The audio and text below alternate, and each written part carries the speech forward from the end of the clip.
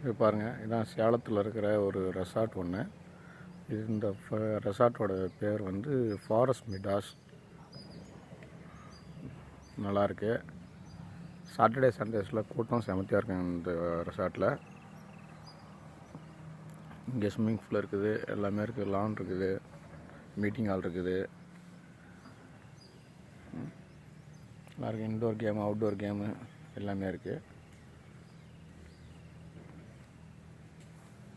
இதுதான் ரெசார்ட்டு.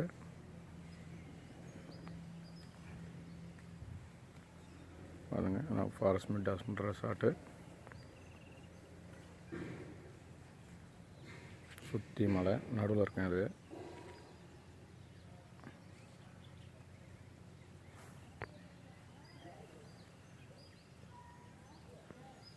நல்லா இருக்குது. நைட்டில் கிளைமேட் சூப்பராக இருக்குது.